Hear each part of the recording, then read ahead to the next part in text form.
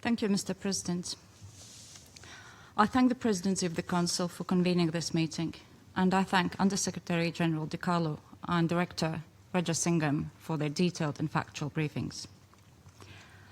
Almost 4 years ago, the Russian Federation started its full-scale aggression against Ukraine. This Council has held more than 100 meetings to stop it, but the Russian Federation continues to reject international community's appeals for peace. For this reason, Latvia, together with Liberia, Denmark, France, Greece, and the United Kingdom, supported Ukraine's request for this meeting. Worse, the Russian Federation increases its vile attacks, killing innocent children, mothers, teachers, as well as destroying infrastructure, and continues to endanger diplomatic missions in Kiev. Once again, the night of 8th to 9th January, the Russian Federation carried out large-scale combined drone and missile attacks on Ukraine. For a second time, it launched an intermediate-range ballistic missile, also capable of carrying nuclear payload. Latvia strongly condemns the continuous barbaric attacks by the Russian Federation, which deliberately target civilians and energy infrastructure in the midst of sub-zero winter. We call on the members of this Council to condemn this systematic brutality, which threatens peace and security globally. The Russian Federation is deliberately testing the limits of international resolve. Latvia will not relent in our support to the core principles of the UN Charter: sovereignty, territorial integrity, and political independence. Latvia will continue to support Ukraine and will act against the aggressor and its supporters, including through targeted sanctions.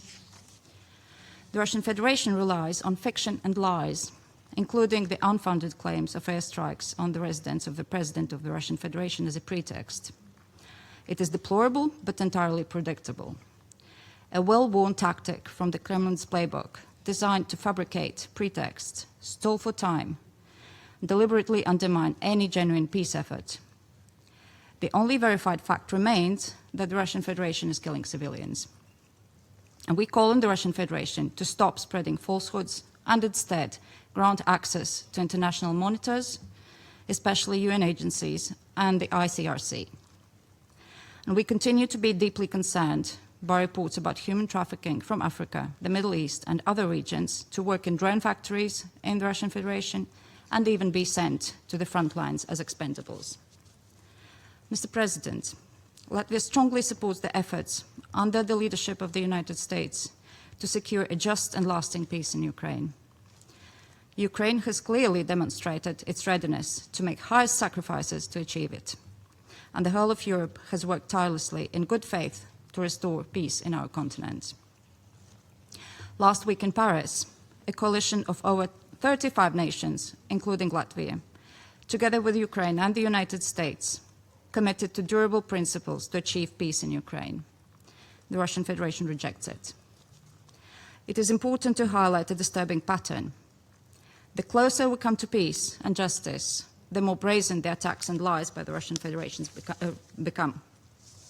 Mr. President, in conclusion, we reaffirm our resolute support to Ukraine. And let's be clear, for 4 years, the Russian Federation has been deliberately targeting civilians in Ukraine. These inhumane and immoral tactics will not succeed. Ukraine heroically defends itself against aggression.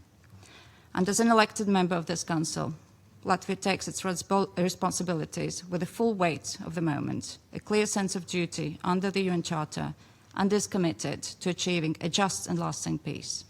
And we urge all members of this Council to uphold their responsibility and recognize the actor obstructing peace and act accordingly. I thank you.